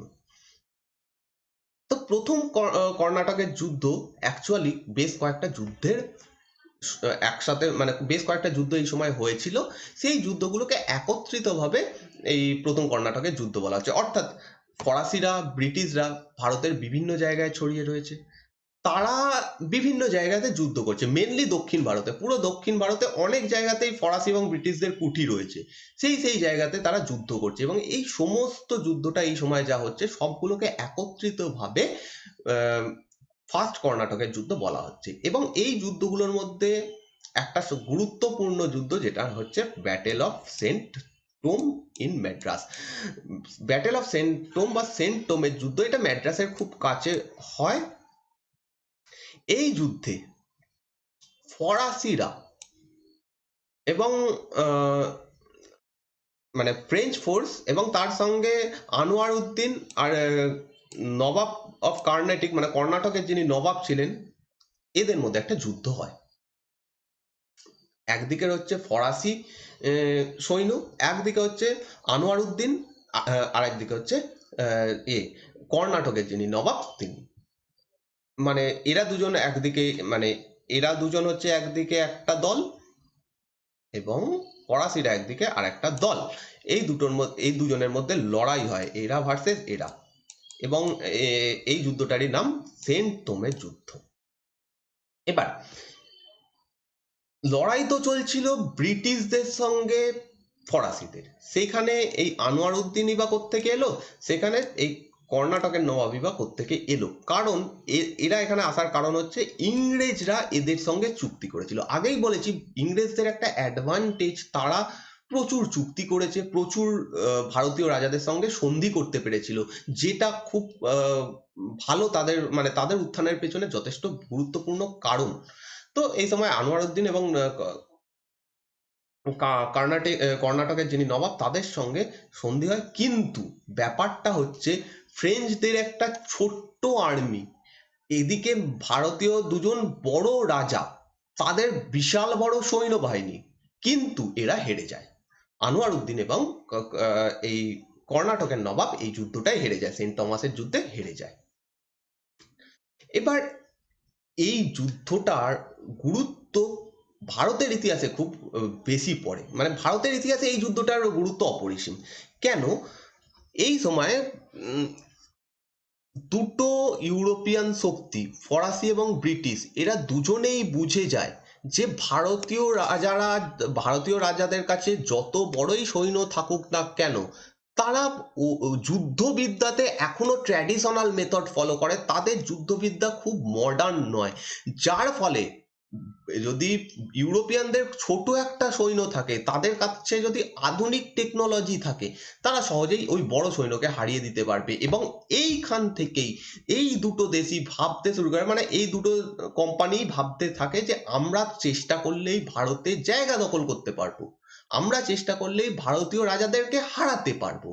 এই যে চিন্তা ভাবনাটা এই সেন্ট টমাসের যুদ্ধ বা সেন্ট টোমের যুদ্ধের মাধ্যমেই প্রতিষ্ঠিত হয়ে যায়। যদিও এখানে ব্রিটিশরা ইনডাইরেক্টলি হেরে যাচ্ছে, কিন্তু ব্রিটিশদের মাথাতেও এটা ঢুকে যায় যে আমরাও চেষ্টা করলে সহজেই জিততে পারবো। তো যাই হোক, এই যুদ্ধে যেটা হয়েছিল, a small French army under captain Paradis defeated the strong Indian army under Mahfuz Khan at Saint Tom on the banks of river Ardiar।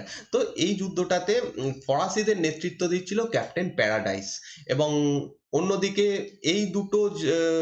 এই দুই নবাবের সৈন্যকে নেতৃত্ব দিচ্ছিল মেহফুজ খাঁ। পুরো আর্মি, দুটো রাজ্যের আর্মি সামান্য কয়েকজন ফরাসি আর্মির কাছে হেরে যায়। এবং এই যে যুদ্ধটা হয়েছিল সেটা রিভার আর্ডিয়ার বা আর্ডিয়ার নদীর তীরে হয়েছিল। এবং যেটা বললাম যে এখান থেকে এটা একটা আই ওপেনার হিসেবে ছিল, মানে আই ওপেনার মানে এখান থেকে এরা বুঝতে পেরে যায় যে আমরা চাইলে জায়গা দখল করতে পারি। এরপরে হচ্ছে দ্বিতীয় কর্ণাটকের যুদ্ধ, 1749 থেকে 1754 খ্রিস্টাব্দের মধ্যে হয়। সেকেন্ড কর্ণাটকের যুদ্ধের কারণ কিন্তু এক্সক্লুসিভলি ভারতে ঘটা কয়েকটা ঘটনার জন্য হয়েছিল। এই যুদ্ধের ব্যাকগ্রাউন্ড কিন্তু ইউরোপের কোনো কারণ নয়। আগেরটার ক্ষেত্রে যেমন দেখলাম যে অস্ট্রিয়া থেকে শাসক হবে সেই নিয়ে লড়াই ওখানে, সেই জন্য এটার প্রভাব এখানে পড়েছিল। কিন্তু সেকেন্ড কর্ণাটক ওয়ার পুরোপুরিভাবে ভারতীয় কারণে হয়েছিল, অর্থাৎ ভারতে দুটো কোম্পানি রয়েছে, তাদের তাদের মতবিরোধের কারণে এই যুদ্ধটা হয়েছিল। এই সময় একজন ফরাসি গভর্নর খুব নাম করে নেয়, যার নাম হচ্ছে ডুপ্লে। ইংরেজিতে ডুপ্লেক্স বলা হয়, বাংলা করলে সেটা ডুপ্লে হবে। এই ডুপ্লে ফরাসিদের জন্য খুবই একজন কূটনৈতিক এবং ভালো গভর্নর ছিল, এবং এর সময় ফরাসিরা দারুণ কাজ করে। যদিও এর সময়তেই আবার ফরাসিরা হেরেও যাবে, কিন্তু ডুপ্লে একজন খুব বিচক্ষণ ব্যক্তি ছিল। ডুপ্লে বহু ভালো ভালো কাজ করেছিল। ডুপ্লে এখানে এসে বলছে, মানে ফরাসি গভর্নমেন্টকে বলছে যে আমাদেরকে, মানে ফরাসিদেরকে, ভারতে যারা যে ফ্রেঞ্চ ইস্ট ইন্ডিয়া কোম্পানি রয়েছে তাদেরকে এবার কিছু এক্সট্রা ক্ষমতা দেওয়া উচিত ফরাসি গভর্নমেন্টের। কি সেই ক্ষমতা? সেটা হচ্ছে যদি কোনো ভারতীয় রাজাদের মধ্যে কোনো প্রবলেম হয়, অর্থাৎ কোনো ইন্টারনাল ম্যাটার ঘটে ভারতে, সেই জায়গাতে আমরা যেন অংশগ্রহণ করতে পারি। অর্থাৎ একটা কোনো রাজ্যে রাজা মারা গেছে, কে রাজা হবে সেই নিয়ে লড়াই চলছে, এখানে ফরাসিরা যেন একটা পক্ষ অবলম্বন করতে পারে, একটা পক্ষকে সাপোর্ট করতে পারে, এই ক্ষমতাটা যেন দেওয়া হয়, এইটা বলছে। এছাড়াও বলছে যে east India company, French company ভারতে রয়েছে, তাদের ক্ষমতা আরো বাড়ানো উচিত, তারা এবার যেন আরো বেশি পাওয়ারফুল হয়, এইটা চাইছে। এবার ডুপ্লের এই কথাটা ফরাসিরা মেনেও নেয়, ফরাসি গভর্নমেন্ট মেনেও নেয়, কারণ ডুপ্লে এই সময়, মানে যখন প্রথম কর্ণাটকের যুদ্ধ হচ্ছিল, তখন সে ফ্রেঞ্চদের নেতৃত্ব দিয়েছিল ভারতে ফরাসিদের নেতৃত্ব দিয়েছিল ডুপ্লে। এবং আমরা একটু আগে দেখলাম যে ফরাসিরা প্রথম কর্ণাটকের যুদ্ধে যথেষ্ট ভালো লাভ করেছিল, কারণ ইংরেজরা মাত্র কি তিনটে জাহাজ দখল করতে পেরেছিল, কিন্তু ফরাসিরা পুরো ম্যাড্রাসই দখল করে নিয়েছিল। এবং ম্যাড্রাস শুধু মানে যে কোনো জায়গা নয়, ইংরেজদের কাছে একটা শক্তিশালী জায়গা, খুব গুরুত্বপূর্ণ জায়গা, সেই জায়গাটাই দখল করে নিয়েছিল। তো স্বাভাবিকভাবে ডুপ্লের যে পপুলারিটি সেটা ফ্রান্সে এই সময় ব্যাপকভাবে বৃদ্ধি পেয়েছিল এবং ডুপ্লেকে এই সময় গভর্নরও বানিয়ে দেওয়া হয়। আহ, ফরাসিদের গভর্নর ভারতে বানিয়ে দেওয়া হয় এবং ডুপ্লে গভর্নর হয়ে আরো বেশি ক্ষমতা, যেটা বললাম এতক্ষণ ধরে, সেইটা লাভ করার চেষ্টা করে এবং ফরাসিরা সেটা মেনেও নেয়। ডুপ্লের যে পলিসি তাতে তারা সম্মত হয় এবং ফাইনালি ইমিডিয়েট কজ, ফরাসিরা ক্ষমতা পেয়ে গেছে, ডুপ্লের হাতে এখন প্রচুর ক্ষমতা রয়েছে যে তারা চাইলে কোনো একটা দেশীয় রাজার কোনো ইন্টারনাল ম্যাটারে অংশগ্রহণ করতে পারবে এবং সেই ঘটনা খুব তাড়াতাড়ি চলে আসে। The opportunity was provided by the death of Nizamul Mulk. এতদিনে এসে নিজামুল মুল্ক মারা যায়। 1748 খ্রিস্টাব্দে এসে নিজামুল মুল্ক মারা যায় এবং এইটার ওপরে অনেকেরই লোভ ছিল। অনেক অনেক যারা এই হায়দ্রাবাদ স্টেটের অনেক শক্তিশালী যারা ব্যক্তি ছিল, তারা চাইছে আমরা এই জায়গাতে যাব, হায়দ্রাবাদ স্টেটের শাসক হব। তো যাই হোক, 1748 খ্রিস্টাব্দে এই হায়দ্রাবাদ স্টেট যিনি প্রতিষ্ঠা করেছিলেন, ইন্ডিপেন্ডেন্ট হায়দ্রাবাদ স্টেট, নিজামুল মুল্ক, সে মারা যায় এবং দুজন এই সময় হায়দ্রাবাদের শাসক হওয়ার জন্য উঠে আসে। একজনের নাম নাসির জং, ইনি হচ্ছেন এই নিজামের পুত্র। আরেকজন হচ্ছে মুজাফফর জং, এ হচ্ছে নবাবের পৌত্র। নর্মালি নিয়ম অনুযায়ী হওয়া উচিত যে পুত্র সেই সিংহাসনে বসবে, কিন্তু প্রথম বা সেকেন্ড দিনের ভিডিওতে বলেছিলাম যে মুসলিম রুলারদের কোনো সাকসেসার পলিসি ছিল না, কে পরবর্তী রাজা হবে সেটার কোনো পলিসি ছিল না, প্রপার পলিসি ছিল না। তার ফলে কোনো একজন শাসক মারা গেলে তার যারা আত্মীয় স্বজন রয়েছে, পুত্র পৌত্র ভাই, এরা একাধিক বা ইভেন অনেক সময় একাধিক পুত্রের মধ্যে লড়াই হতো যে কে সাকসেসার হবে। তো এই সময় যখনই নিজামুল মুল্ক মারা যায়, তার পুত্র নাসির জং এবং তার পৌত্র মানে হচ্ছে নাতি মুজাফফর জং, দুজনেই বলে যে আমার অধিকার রয়েছে হায়দ্রাবাদের সিংহাসনের উপর। এবং মুজাফফর জং আরো একটা মানে মানে একটা যুক্তি দেয় যে কেন তার হওয়া উচিত হায়দ্রাবাদের শাসক। সে বলে যে এই হায়দ্রাবাদ এই পুরো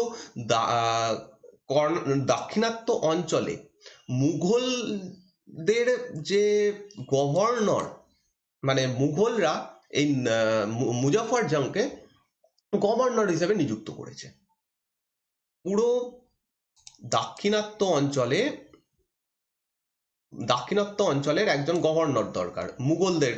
অ্যাকচুয়ালি এখনো পর্যন্ত এই ছোট ছোট রাজ্যগুলো যতই শক্তিশালী হোক না কেন, আলাদা ইন্ডিপেন্ডেন্ট স্টেট বানিয়ে নিক না কেন, এদের ওপরে এখনো মুঘল রয়েছে। এবং আরেকটা জিনিস তোমাদের মাথায় রাখতে হবে যে এই ছোট ছোট ইন্ডিপেন্ডেন্ট স্টেট গুলো, যে এদিকে মারাঠা হোক বা এদিকে হায়দ্রাবাদ হোক, এরা যতই নিজেরা স্বাধীন হয়ে যাক, কোনোদিনই তারা চায়নি যে তারা দিল্লির শাসক হবে বা আমরা পুরো ভারতের শাসক হব। তারা সবসময় মেনে নিয়েছে ভাই আমরা ছোট নিজেদের মতো স্টেট বানাবো, স্বাধীনভাবে শাসন করব, কিন্তু আমাদের উপরে মুঘলরা থাকবে। যদিও মুঘলদের এখন কোনো ক্ষমতা নেই। সেই রকমই একটা ঘটনা ঘটে। মুঘলদের তরফ থেকে বিভিন্ন জায়গাতে একজন করে গভর্নর নিযুক্ত করা হতো এবং দাক্ষিণাত্যে মুঘলরা গভর্নর হিসেবে নিযুক্ত করে পাঠায় এই মুজাফফর জংকে। আর মুজাফফর জং বলে যেহেতু আমি দাক্ষিণাত্যের গভর্নর, সেই জন্য আমার এখন হায়দ্রাবাদের ওপরে সম্পূর্ণ অধিকার রয়েছে, কারণ হায়দ্রাবাদ এতদিন পর্যন্ত মুঘলদের আন্ডারেই ছিল, সেটা এই নিজামুল মুল্কের সময় আলাদা হয়ে গেছে, কিন্তু যেহেতু এখন আর নিজামুল মুল্ক নেই, অতএব হায়দ্রাবাদ পুনরায় মুঘলদের সম্পত্তি, অতএব হায়দ্রাবাদের শাসক আমি হব। এবং এইটা যখনই হয়, এটা তো গেল প্রথম ঘটনা। সেকেন্ড আরো একটা ব্যাপার হয়, কর্ণাটক বলে যে রাজ্যটা রয়েছে, মানে কর্ণাটক অঞ্চল যেটা রয়েছে, সেইখানের শাসক কে হবে সেই নিয়ে আবার দুজনের মধ্যে লড়াই শুরু হয়। মানে দুজনে উঠে আসে, এই জায়গাতেও এই সিংহাসন ফাঁকা হয়ে যায়, সেই কারণে দুজন উঠে আসে যে আমরা এই কর্ণাটক অঞ্চলের রাজত্ব করব। একজন হচ্ছে আনোয়ারউদ্দিন খান, একটু আগেই তার নাম পেয়েছি, আর একজন হচ্ছে চাঁদা সাহেব। তাহলে দুটো জায়গা নিয়ে প্রবলেম আসে।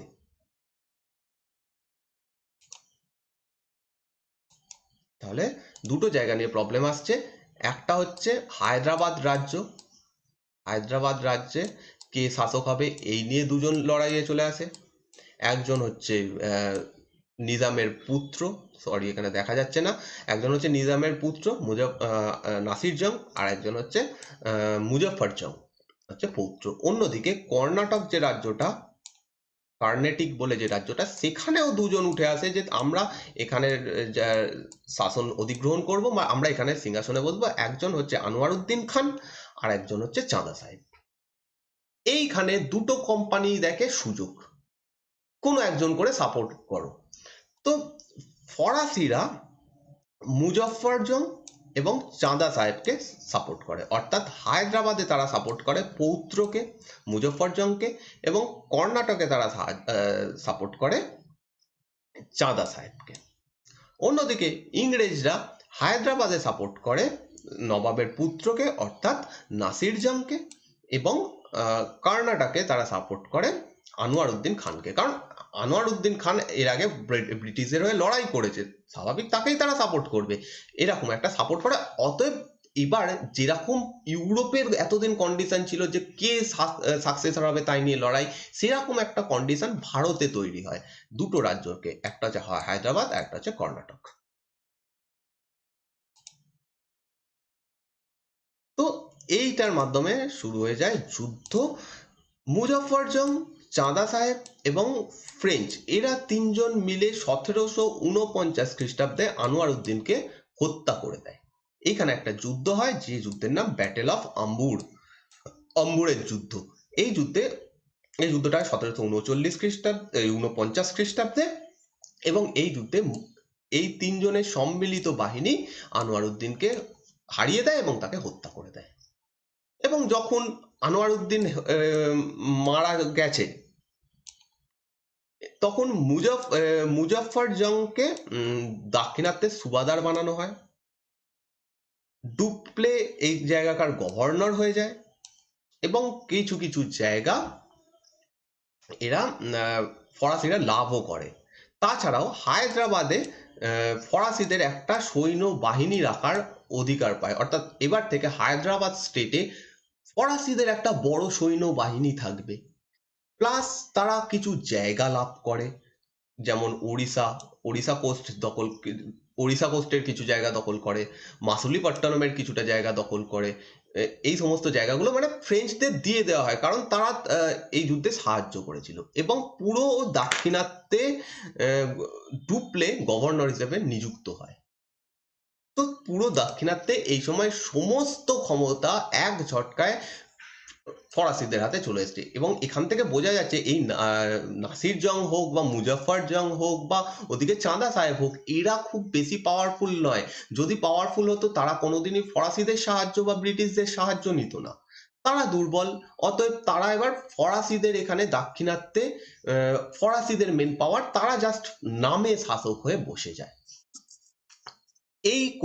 এটা একটা পুরো কঠিন পরিস্থিতি ব্রিটিশদের কাছে, ব্রিটিশদের পুরো ক্ষমতা দাক্ষিণাত্য থেকে চলে যায়। এই কঠিন পরিস্থিতিতে ব্রিটিশদের রক্ষা করতে উঠে আসে রবার্ট ক্লাইভ। রবার্ট ক্লাইভ একটা দারুণ বুদ্ধি দেয়, যে বুদ্ধিটা ছিল সেই মানে এই যে প্ল্যানটা দেয়, এই প্ল্যানটাতেই পুরো ভবিষ্যৎ চেঞ্জ করে দেবে। রবার্ট ক্লাইভ এই সময়ের যে ব্রিটিশদের ম্যাড্রাসের যে গভর্নর ছিল তার নাম হচ্ছে স্যান্ডার্স। এই স্যান্ডার্সকে একটা বুদ্ধি দেয়, এ বলে যে কর্ণাটকের যে রাজধানী রয়েছে সেটার নাম হচ্ছে আরকট, কর্ণাটকের রাজধানী হচ্ছে আরকট, এই জায়গাটাকে দখল করতে মানে অ্যাটাক করো। যদি এই জায়গাটা অ্যাটাক করতে পারো, যদি এই জায়গাটা আমরা অ্যাটাক করি, তাহলে এই ত্রিচিনোপল্লী জায়গাটা ফাঁকা হয়ে যাবে, এবং ত্রিচিনোপল্লী যদি ফাঁকা হয়ে যায় আমরা সহজেই ত্রিচিনোপল্লী দখল করে নেব। এবং ত্রিচিনোপল্লী হচ্ছে খুব গুরুত্বপূর্ণ একটা জায়গা দক্ষিণ ভারতের জন্য, কারণ ত্রিচিনোপল্লী সমুদ্রের তীরে অবস্থিত, এবং এই জায়গা থেকে মানে অনেক অ্যাডভান্টেজ রয়েছে ত্রিচিনোপল্লীর। তো যদি আমরা আরকটকে আক্রমণ করি, এখানে ত্রিচিনোপল্লী ফাঁকা হয়ে যাবে, কারণ ত্রিচিনোপল্লীতে যে ঘাঁটিগুলো রয়েছে, সেখানে যে সৈন্যরা রয়েছে, তারা গিয়ে এই আরকটের যে অ্যাটাকটা হয়েছে সেটা আটকাতে যাবে, তখন আমরা অনায়াসে ত্রিচিনোপল্লী দখল করে নেব। এবং এই প্ল্যান অনুযায়ী কাজ হয় 1751 খ্রিস্টাব্দের আগস্ট মাসে। মাত্র 210 জন ইংরেজ সৈন্য রবার্ট ক্লাইভের নেতৃত্বে আরকট অ্যাটাক করে in August 1751 with only a force of 210 men. Robert Clive attack and captured আরকট। শুধু অ্যাটাকই করে না, 210 জনকে নিয়ে আরকট দখলও করে নেয়। এর পিছনে কারণ হচ্ছে আরকট রাজধানী হলেও আরকটে কিন্তু সৈন্যবাহিনী থাকতো না, সৈন্যবাহিনী থাকতো ত্রিচিনোপল্লীতে। সেইখান থেকে সৈন্যবাহিনীকে আনতে হতো। আরকট শুধুমাত্র অফিসিয়াল কাজে ইউজ করা হতো, সেটা একটা শুধুমাত্র রাজধানী ছিল।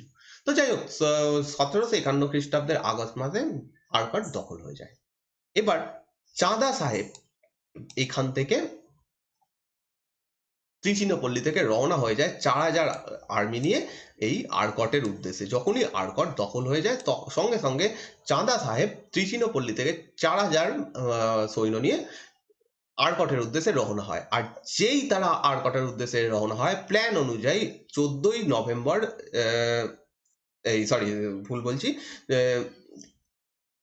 23শে সেপ্টেম্বর থেকে 14ই নভেম্বরের মধ্যে পুরো জায়গাটা ব্রিটিশদের আন্ডারে চলে আসে। এই পুরো সময়টাতে ব্রিটিশরা এই জায়গাটা অধিকার করে বসে থাকে। অতএব ত্রিচিনোপল্লী এখন ব্রিটিশদের আন্ডারে, আরকট এখন ব্রিটিশদের আন্ডারে। আর এখানকার যে শাসক চাঁদা সাহেব, তারই কোনো থাকার জায়গা নেই। সে প্রায় 53 দিন কোনো জায়গা ছাড়া, মানে কোনো প্রপার তার জায়গা নেই, এদিক ওদিক ঘুরে বেড়ায়। মানে সে চেষ্টা করে কোথা থেকে দুটো জায়গার কোনো একটা দখল করবে। সে না এদিকে যেতে পারে না ওদিকে যেতে পারে, না তার সৈন্য ঘাঁটি যেখানে ছিল সেখানে যেতে পারে, না তার রাজধানী যেখানে ছিল সেখানে যেতে পারে। তো এইরকম পরিস্থিতি তৈরি হয় এবং এইটা একটা বিশাল বড় অ্যাচিভমেন্ট। এখানে পুরো ফরাসিরা যা জয় করেছিল, ফরাসিরা যা পাওয়ার দাক্ষিণাত্যে বাড়িয়েছিল, সমস্ত কিছু এক নিমিষে ধ্বংস হয়ে যায়। তো এরপরে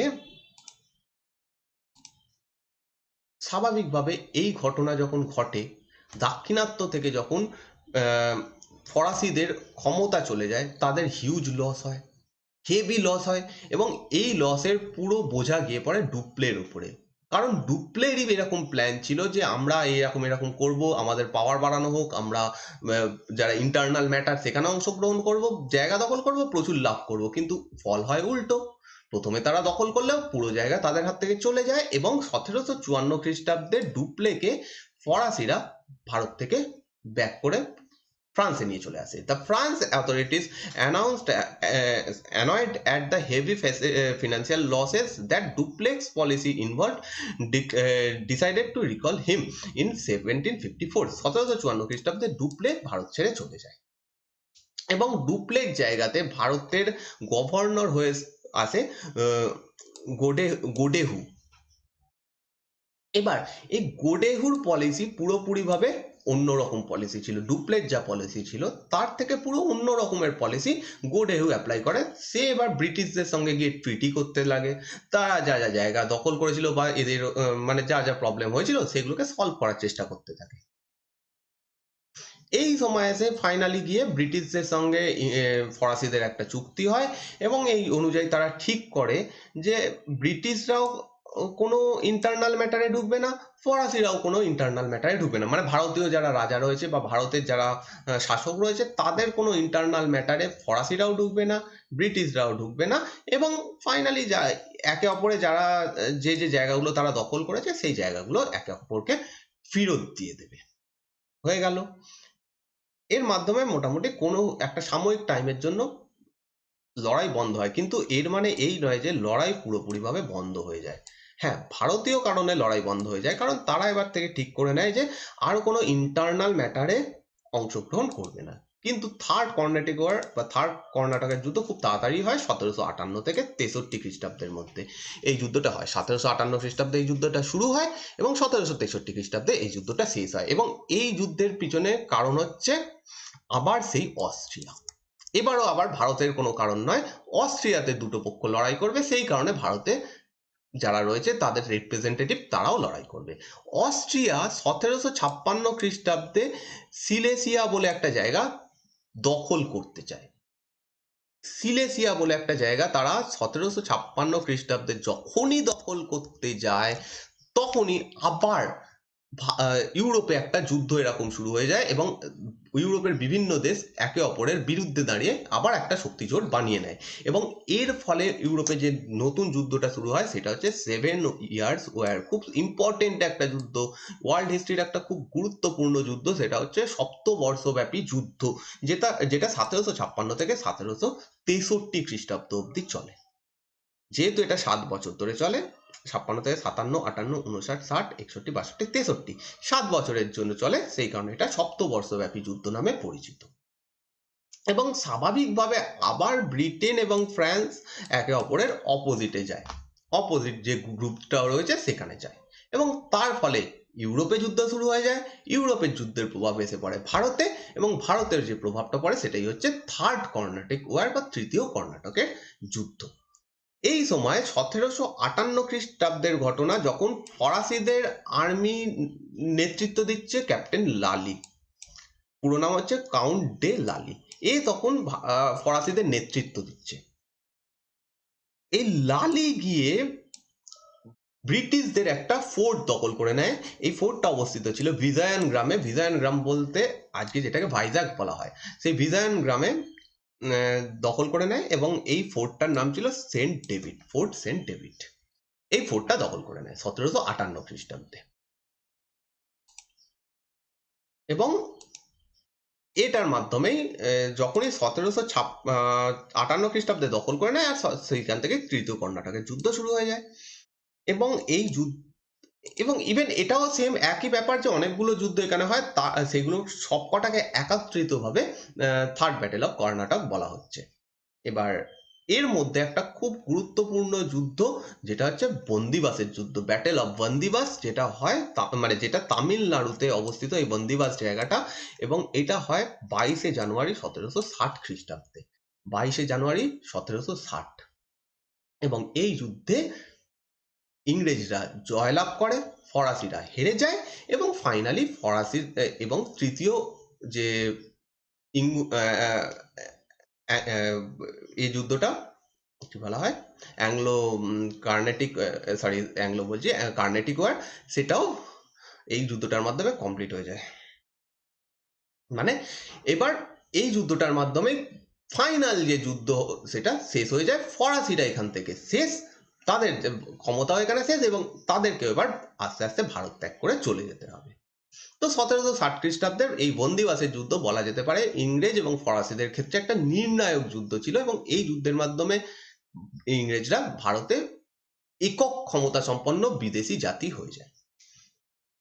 এবার যুদ্ধ যখন শেষ হয়, এই সময় ইংরেজদের যে জেনারেল ছিল তার নাম আয়ারকুট, এ এসে ক্যাপ্টেন লালিকে গ্রেফতার করে এবং তাকে নিয়ে চলে যাওয়া হয় ইউরোপে, মানে লন্ডনে।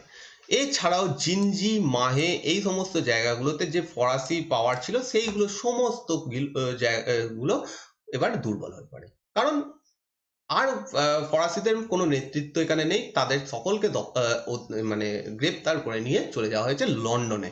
তো 1766 খ্রিস্টাব্দে লালি এদের আবার ছেড়েও দেওয়া হয়, যাদেরকে গ্রেপ্তার করা হয়েছিল লন্ডনে থেকে ছেড়ে দেওয়া হয় এবং এই সময় থেকে ফরাসিরা বুঝে যায় যে আমাদের আর কোনো ক্ষমতা নেই, আমাদের এখানে কোনো লাভ নেই থেকে আমরা এবার ভারত ত্যাগ করব। তো যাই হোক, এই বন্দিবাসের যুদ্ধের ফলে এই ঘটনাগুলো ঘটে এবং ফাইনালি এর রেজাল্ট কি? এর রেজাল্ট, নির্ণায়ক রেজাল্ট ছিল। এখান থেকে ফাইনালি বোঝা যায় যে এরা কি বলা হয়, ফরাসিরা এবার ভারত থেকে ত্যাগ করবে। The third Carnatic war provide decisive, although the Treaty of Peace of Paris in 1763 restored to the French their factories in India. তো 1763 খ্রিস্টাব্দে একটা সন্ধি হয়, প্যারিসের সন্ধি। এই সন্ধির মাধ্যমে ফরাসিরা তাদের যে জায়গাগুলো রয়েছে যেগুলো ব্রিটিশরা দখল করে নিয়েছিল সেগুলোকে ফেরত পায় বটে, কিন্তু সেগুলো আর কোনো ভারতে সেটার আর কোনো গুরুত্ব থাকে না, কারণ ভারতে তাদের ক্ষমতা শেষই হয়ে গেছে। তো সেই কারণে এবার পর্তুগিজ কোম্পানির মতো, ডাচ কোম্পানির মতো ফরাসিরাও ভারত ত্যাগ করে চলে যায়। যদিও ছোটখাটো ব্যবসা এই সময় ফরাসিরা করতো, সেটাও সেই ফরাসি ইস্ট ইন্ডিয়া কোম্পানি করতো না, এখানকার যারা ইন্ডিভিজুয়াল ছিল ফরাসি ফ্রান্সের, তারা করতো ছোটখাটো ব্যবসা, কিন্তু মেন যে ব্যবসা সেইটা এবার বন্ধ হয়ে যায়। The English became the supreme European power in the Indian subcontinent since the Dutch had already been defeated in the Battle of Bidera. এর আগে 1759 খ্রিস্টাব্দে ব্যাটেল অফ বিডেরা বা বিডেরার যুদ্ধ হয়ে গেছে, এবং এই যুদ্ধের মাধ্যমে ডাচদের ক্ষমতাও শেষ হয়ে গেছে। এই সময় এই বন্দিবাসের যুদ্ধের মাধ্যমে এদেরও ক্ষমতা শেষ হয়ে গেল, ফরাসিদের, এবং এর অনেক আগে পর্তুগিজদের ক্ষমতা অলরেডি শেষ হয়ে গেছে। তো পড়ে থাকছে শুধু বিদেশিদের মধ্যে ইংরেজরা, এবং ইংরেজরা এই সময় পুরো ক্ষমতার অধিকারী হয়ে যায়। পুরো ব্যবসা বাণিজ্য এখান থেকে ব্রিটিশরাই কন্ট্রোল করতে শুরু করে। এবং এর মাঝখানে 1757 খ্রিস্টাব্দে এর মাঝখানে ঘটনা ঘটে হচ্ছে পলাশির যুদ্ধ। এবং এই পলাশির যুদ্ধ খুবই গুরুত্বপূর্ণ যুদ্ধ ছিল ভারত ব্রিটিশদের কাছে, কারণ এর মাধ্যমে তারা বাংলার একচ্ছত্র অধিপতি হয়ে যায়, এবং তার ফলে হিউজ প্রফিট তারা করতে থাকে। এবং এই প্রফিট তারা মানে বেশিরভাগ অনেকটা অংশ তারা ভারতে খরচা করতে থাকে। কিভাবে তারা করবে, সৈন্যবাহিনী বানাবে, কোন কোন রাজাদেরকে তাদের দলে টানবে টাকা দিয়ে, এই সমস্ত করতে করতে তারা কূটনৈতিক বিভিন্ন কাজকর্ম করতে করতে তারা ভারতের একটা বিশাল বড় জায়গার অধিকারী হয়ে যায়। এবার এত দূর অবধি আমরা বুঝলাম যে প্রাথমিকভাবে কিছু কিছু জায়গায় ফরাসিরা জয়লাভ করলেও পরবর্তীকালে ফরাসিরা দুর্বল হয়ে যায়, মানে ফরাসিরা ইংরেজদের সঙ্গে পেরে ওঠে না। এমন কি কারণ ছিল যার জন্য ফরাসিরা এইভাবে ব্রিটিশদের কাছে বারংবার পরাজিত হয়েছিল? সব থেকে বড় যে কারণটা এখানে ঐতিহাসিকরা বলছেন সেটা হচ্ছে ইংলিশ ইস্ট ইন্ডিয়া কোম্পানি একটা প্রাইভেট কোম্পানি ছিল। তার ফলে যেটা হচ্ছে, ভারতে কি কাজ করা হবে, কার সঙ্গে চুক্তি করা হবে, কার সঙ্গে যুদ্ধ করা হবে, এই সমস্ত জিনিসগুলো তারা নিজেরা কন্ট্রোল করতে পারতো। এই সমস্ত কারণে তাদেরকে ইংল্যান্ড থেকে অনুমতি নিতে হতো না। আর যেহেতু ইংল্যান্ড গভর্নমেন্টের কন্ট্রোল এই কোম্পানিটার উপরে কম ছিল, তারা নিজেদের মতো যেহেতু কাজ করতে পারতো, তো সেই কারণে তারা দ্রুত ডিসিশন নিতে পারত। অন্যদিকে এটা ফ্রেঞ্চ কোম্পানিটা এইখানে আসবে, ঠিক আছে, কারণ উপরে উঠে গেছে। The French east India company ছিল হচ্ছে একটা স্টেট কনসার্ন, অর্থাৎ এটা একটা সরকারি সংস্থা ছিল। অতএব এরা কাদের সঙ্গে চুক্তি করবে, কাদের সঙ্গে যুদ্ধ করবে, এই সমস্ত জিনিসগুলোকে করার আগে তাদেরকে ফ্রান্সের গভর্নমেন্টের কাছ থেকে, অর্থাৎ রাজার কাছ থেকে করতে হতো, জিজ্ঞেস করতে হতো, অনুমতি নিতে হতো। তার ফলে অনেকটা টাইম লাগতো। এই সময়ের মতো ব্যাপার নয় যে মেল করে দেবে চলে আসবে, তো অনেকটা টাইম লাগতো যে একবার ফ্রান্সে যাবে সেই খবরটা, সেটার থেকে সেখানে ডিসিশন এখানে আসবে, সেই ডিসিশনটা এখানে পালন হবে। তো এই কারণে বারে বারে ব্রিটিশরা অ্যাডভান্টেজটা পেয়ে গেছে যে দ্রুত তারা কাজ করে ফেলতে পেরেছে, যেটা হয়তো ফরাসিরা সেম কাজই করতে চাইছিল কিন্তু তাদের অনেকটা টাইম লেগে গেছে। যদিও পরবর্তীকালে ডুপ্লে যখন যে কদিন শাসন করেছে, সেই কদিন ফরাসিরা ডুপ্লেকে আলাদা পাওয়ার দিয়েছিল যে তুমি নিজের মতো করে কাজ করতে পারো, কিন্তু সেটা অনেক পরে ছিল এবং সেটা খুব কম টাইমের জন্য ছিল। কিন্তু ব্রিটিশদের এই ক্ষমতাটা আজীবন ছিল, যতদিন ব্রিটিশ ইস্ট ইন্ডিয়া কোম্পানি ভারতে ছিল ততদিন অবধি তাদের এই ক্ষমতাটা ছিল। সেকেন্ড ব্যাপার হচ্ছে, ব্রিটিশ নেভি মানে হচ্ছে যে তাদের মানে হচ্ছে সমুদ্র বাহিনী, সেটা অনেক বেশি শক্তিশালী ছিল। অন্যদিকে ফ্রেঞ্চ নেভি তুলনামূলকভাবে অনেকটা বেশি দুর্বল ছিল। ব্রিটিশরা অনেক বেশি শক্তিশালী ছিল, নেভির দিক থেকে অনেক বেশি শক্তিশালী ছিল। এটাও একটা অ্যাডভার্স এফেক্ট ফেলেছিল। থার্ড যেটা প্রবলেমটা ছিল সেটা হচ্ছে, ব্রিটিশদের কাছে এই সময় যখন ফরাসিদের সঙ্গে ব্রিটিশদের দ্বন্দ্বটা শুরু হয়ে গেছে অলরেডি, সেই সময়ে ব্রিটিশদের হাতে একাধিক বড় বড় জায়গা প্রতিষ্ঠা হয়ে গেছে। যেমন কলকাতা, বোম্বে, ম্যাড্রাস। অন্যদিকে ফ্রেঞ্চদের হাতে মাত্র একটাই এরকম বড় জায়গা রয়েছে, সেটা হচ্ছে পন্ডিচেরি। বাকি অনেক জায়গায় দুজনের হাতে রয়েছে, কিন্তু সেগুলো ছোট ছোট। মেন যে ঘাঁটি, যেটা প্রথম থেকেই বলে আসছি, এই জিনিসটা খুব ইম্পর্টেন্ট, সেইটা ব্রিটিশদের হাতে অনেক বেশি ছিল। ক্যালকাটা, বোম্বে, ম্যাড্রাস, এই তিনটে বড় বড় জায়গায় তাদের হাতে ছিল। এবং এর সুফল কি? প্রথম কথা তো এই জায়গা থেকে প্রচুর ব্যবসা বাণিজ্য করা যাবে, এই বড় বড় জায়গাগুলো থেকে, সেটার একটা সুবিধা পাওয়া যায়। সেকেন্ড ব্যাপার, একটা বড় জায়গা থাকলে সেখানে একটা প্রপার অ্যাডমিনিস্ট্রেশন বানানো যেতে পারে, সেখানে একটা বড় দুর্গ, সেখানে অনেক বেশি সৈন্য ইত্যাদি রাখা যেতে পারে। একটা জায়গা মাত্র পন্ডিচেরি অপেক্ষাকৃত কম হবে। তো সেই কারণে ইংরেজদের একটা অ্যাডভান্টেজ ছিল। তাছাড়া ফ্রেঞ্চদের ফিনান্সিয়াল প্রবলেম চলে আসে। কেন? ফ্রেঞ্চরা এখানে প্রথমে এসেছিল ব্যবসা করতে, তারা ব্যবসা করত। কিন্তু যখনই তাদের মাথায় আসে যে আমরা এই জায়গায় দখল করব, আমরা এখানে শাসন করব, তখন থেকে তারা ব্যবসায়িক যে কাজকর্ম সেটা কমিয়ে দেয়। তারা ব্যবসা থেকে ফোকাস পুরোপুরি, মানে পুরোপুরি নয়, মানে বেশিরভাগ ফোকাসটা নিয়ে চলে আসে জায়গা দখল করাতে। অন্যদিকে ব্রিটিশরা এটা কিন্তু করেনি। ব্রিটিশরা একদিকে যেমন জায়গা দখল করছে, তেমনি ভাবে তারা ব্যবসা বাণিজ্য করে যাচ্ছে। ইভেন ব্যবসা বাণিজ্য আরো বাড়িয়ে চলেছে, বেশি পরিমাণে করে যাচ্ছে, যার ফলে ব্রিটিশদের ইন্ডিয়াতে কোনোদিনই টাকার অভাব হয়নি। অন্যদিকে ফরাসিদের ধীরে ধীরে ফিনান্সিয়াল ক্রাইসিস শুরু হয়ে গেছিল। ফরাসিরা ভেবেছিল আমরা এই জায়গা দখল করে নেবো, এখান থেকে ট্যাক্স ট্যাক্স নিয়ে অনেক টাকা লাভ করব, কিন্তু সেটা আদেও হবে কিনা বা আদেও সেটা হয়ে ওঠেনি। ব্রিটিশদের ক্ষেত্রে এরকম কোনো ব্যাপারই ছিল না। এবং একটা কোম্পানি এখানে বারে বারে যদি লসে রান করতে থাকে, নিশ্চয়ই দেশ থেকে বারে বারে টাকা পাঠাবে না। যেটা ডুপ্লের ক্ষেত্রে হয়েছিল, যখন লস হয়েছিল ডুপ্লেকে টেনে তাকে নিয়ে ফ্রান্সে চলে যাওয়া হয়েছিল। কিন্তু ইংরেজদের এরকম কিছু হয়নি, তাদের হাতে প্রচুর অর্থ হয়ে যায় এবং তাদের ব্যবসাতে একটা মনোযোগ ছিল, যেটা ফরাসিদের ছিল না। এবং ফাইনালি ব্রিটিশদের একাধিক ভালো ভালো জেনারেল এসছে, যারা অনেক বিচক্ষণ ছিল। তারা বারংবার ভালো কাজ করে গেছে, যেমন স্যার আয়ারকুট, তারপরে লরেন্স, তারপরে হচ্ছে রবার্ট ক্লাইভ। এরা খুবই বড় বড় নাম ছিল। রবার্ট ক্লাইভ তো মানে পুরো চেঞ্জ করে দেয় পুরো সিচুয়েশনকে। বাংলায় প্রতিষ্ঠা করাতেও রবার্ট ক্লাইভের হাত রয়েছে, দাক্ষিণাত্যে জয়লাভে রবার্ট ক্লাইভের হাত আছে। ইভেন ভারতে যে শাসন ব্যবস্থা, মানে ভারতে যে দখল, ভারতে তাদের শাসন ব্যবস্থা তৈরি, ভারতে তারা অধিকার করবে, এই সমস্ত কাজগুলো রবার্ট ক্লাইভ করবে। পরবর্তীকালে আমরা তা অবশ্যই পড়বো। তো রবার্ট ক্লাইভ বা এরকম আয়ারকুট বা লরেন্স, এই নামগুলো খুব কমন নাম, আমরা প্রায় শুনে থাকি, কিন্তু আমরা ফরাসিদের কজনের নাম শুনে থাকি?